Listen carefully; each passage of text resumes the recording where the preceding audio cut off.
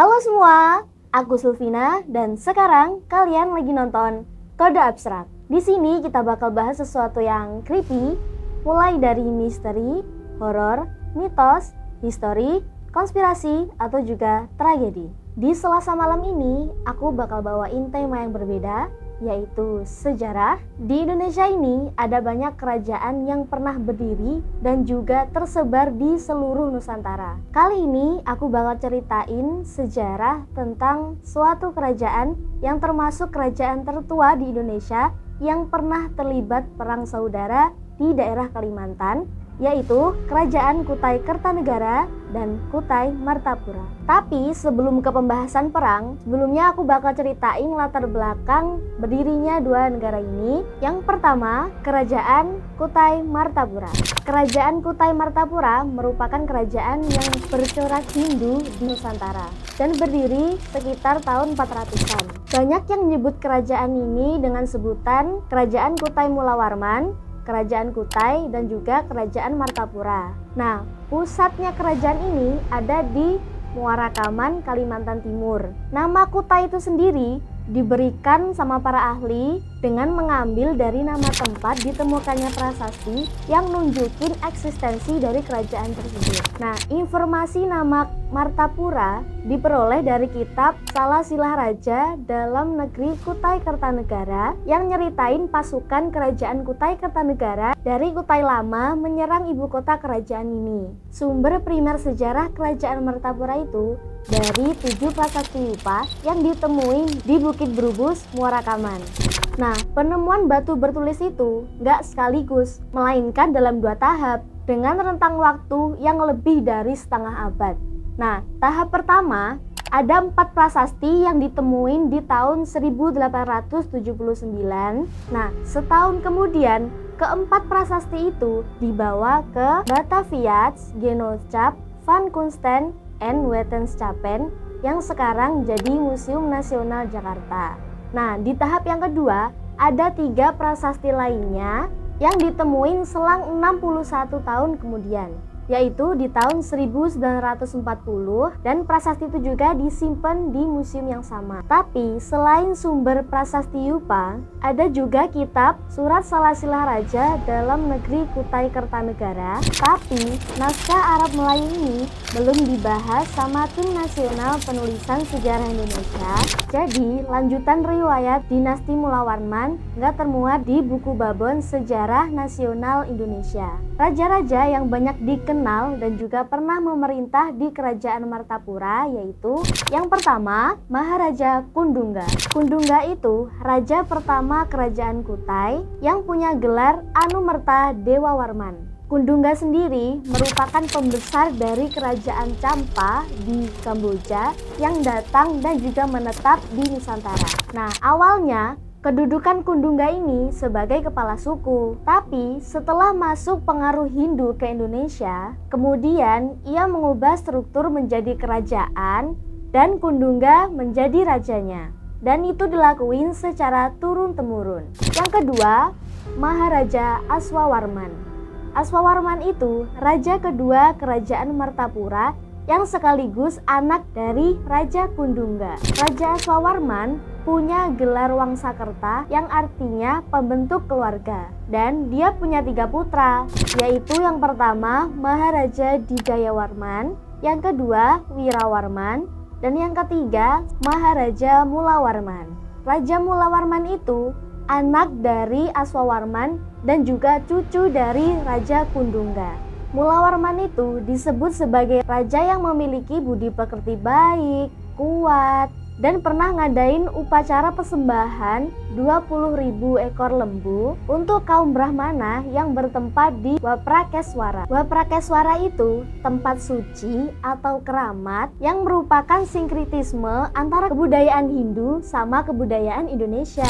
Mulawarman juga pernah ngadain upacara pengorbanan emas yang sangat banyak jumlahnya. Emas itu dibagi-bagiin kepada rakyatnya. Selain itu, juga dijadiin persembahan buat para dewa. Sebagai keturunan Aswawarman, Raja Mulawarman juga ngadain upacara Fratyasoma, yaitu upacara penyucian diri buat masuk kasta kesatria. Pas masa pemerintahan Mula Warman, upacara penginduan ini dipimpin sama pendeta atau kaum Brahmana yang asalnya dari Indonesia asli. Hal ini membuktikan bahwa pada saat itu mereka punya kemampuan intelektual yang tinggi. Karena apa? Karena bahasa Sanskerta itu bukan bahasa rakyat sehari-hari. Nah, selain itu, pas Raja Mula Warman ini berkuasa, kehidupan ekonomi kerajaan mengalami perkembangan pesat, mulai dari pertanian dan juga perdagangan, karena letaknya sangat strategis. Dari keterangan prasasti Yupa,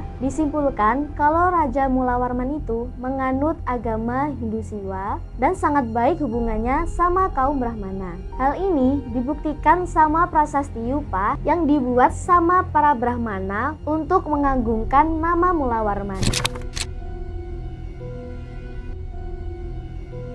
Raja Dharmastia. Raja Dharmastia itu menjadi raja kerajaan Martapura yang terakhir dan juga menjadi akhir dari kerajaan Martapura.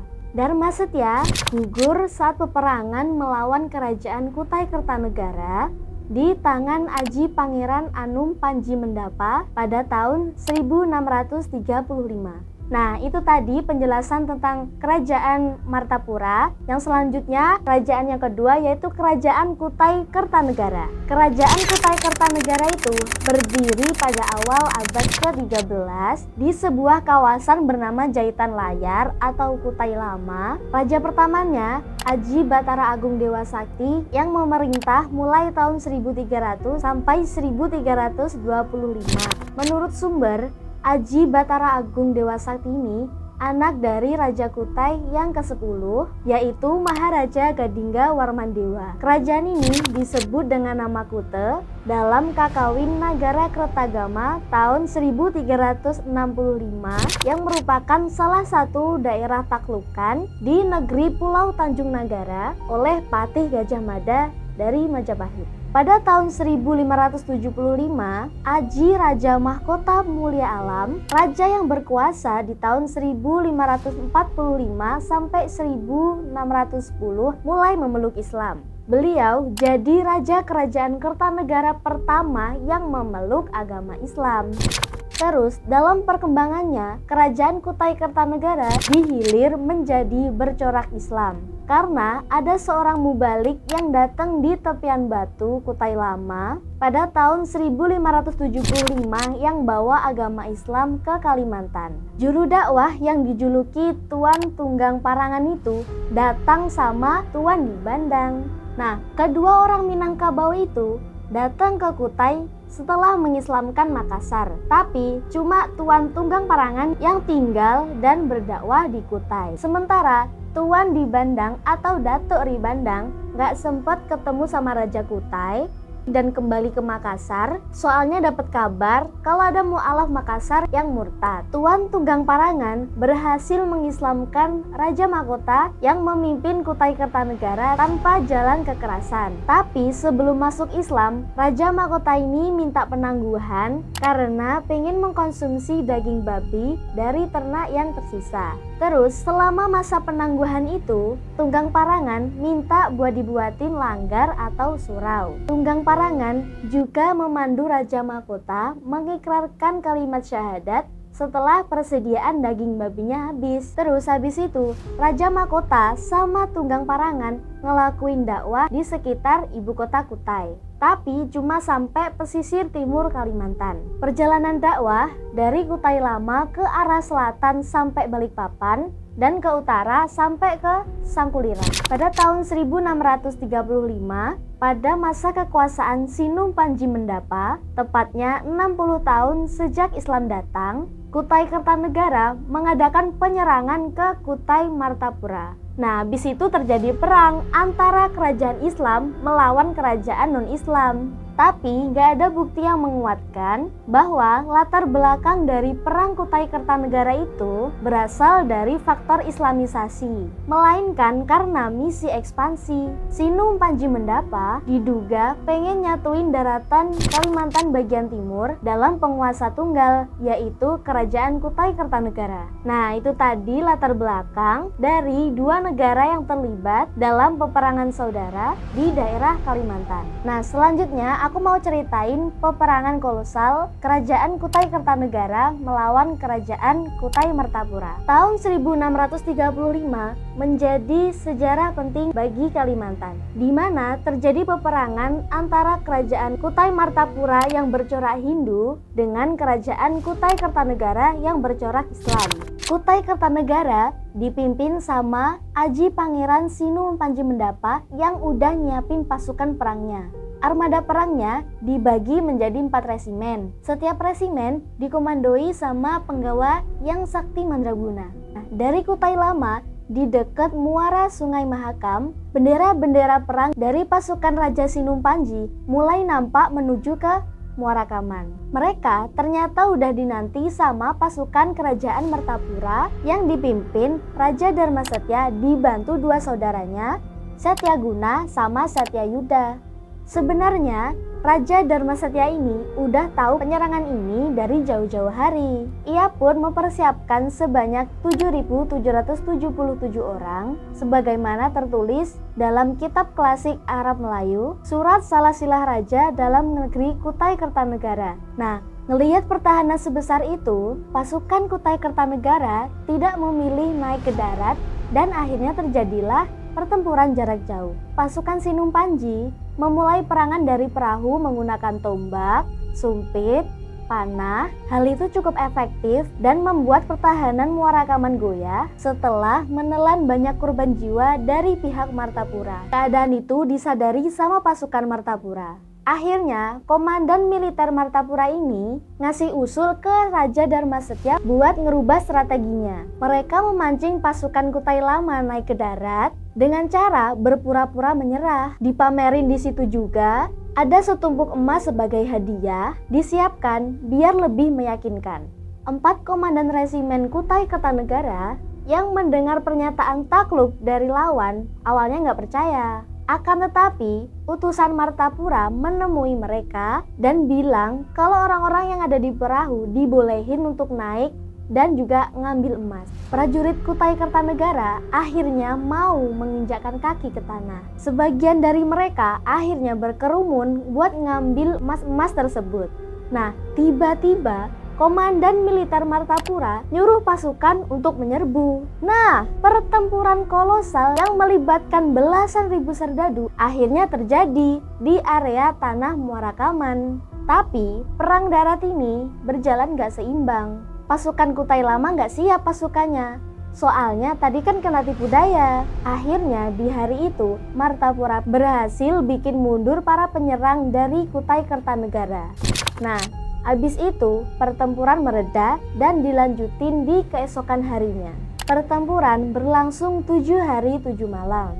Korban di kedua pihak gak terhitung banyaknya. Lepda, seorang penggawa resimen Kutai Kertanegara, terbunuh setelah mengalahkan ratusan prajurit Muara Kaman. 3 komandan resimen Kutai Kertanegara yang lain, yaitu Kinarangbaya, Ranggayuda, dan Kebayang Sampit, terluka parah dan gak berdaya lagi. Nah, puncak peperangan jatuh di hari ke-7. Kedua raja bertarung tuh, Raja Dharmasetya lawan Raja Sinung Panji Mendapa. Di duel itu, tikaman Raja Dharmasetya meleset 2 kali. Sinung Panji Mendapa membalasnya. Sebuah tikaman dia tancapkan tepat di dada Raja Dharmasetya. Pertarungan kedua orang sakti ini dinarasikan secara dramatis dalam Salasilah Kutai. Tertulis di surat Salasilah Raja dalam Negeri Kutai Kartanegara yang berbunyi, maka Dharmasetya menikam Pangeran Sinung Panji Mendapa ing Martapura, maka dielakannya tiada kena. Maka ditikamnya, dititirnya sekali-kali, itu pun tiada jua kena. Setelah demikian, maka bersalah tangkisnya, maka kena dadanya, tiada lut. Maka berkatalah Pangeran Sinum Panji Mendapa ing Martapura kepada Maharaja Darmasetya, "Hai Maharaja Darmasetya, berpesanlah engkau kepada anak cucumu, karena aku hendak memberi bekas tanganku kepada engkau." Kematian Darmasetya mengakhiri dinasti Mulawarman sekaligus eksistensi kerajaan Martapura selama berabad-abad. Martapura ditaklukkan sama kerajaan di hilir sungai yang baru berusia 2 abad. Sebagian besar prajurit Darmasetya yang masih hidup melarikan diri ke hutan. Sementara itu, rakyat Muarakaman menyerah dan meminta amnesti atau pengampunan kepada Raja Kutai Kertanegara. Terus, Sinum Panji Mendapa memimpin pengaturan urusan wilayah bekas kerajaan Martapura. Sebagai konsekuensi aneksasi, Martapura dinyatakan runtuh atau dihapus dan digabung ke Kutai Kertanegara. Rakyat Muarakaman diwajibkan menyerahkan upeti setiap tahun. Setelah peperangan itu, Sinum Panji Mendapa mengganti nama kerajaannya menjadi Kerajaan Kutai Kertanegara ing Martapura. Seabad kemudian, sebutan raja diganti menjadi sebutan sultan. Sultan Aji Muhammad Idris yang memerintah di tahun 1735 sampai 1778 merupakan Raja Kutai Kertanegara ing Martapura pertama yang menggunakan gelar sultan. Dan kemudian sebutan kerajaan pun berganti menjadi Kesultanan Kutai Kertanegara ing Martapura. Oke semuanya, jadi gitu dulu aja cerita kita di malam hari ini. Makasih buat yang udah stay terus. Jangan lupa like, komen, dan juga subscribe. Pantengin terus channel kita tiap Selasa malam dan malam Jumat. Sampai jumpa di Kode Astral selanjutnya.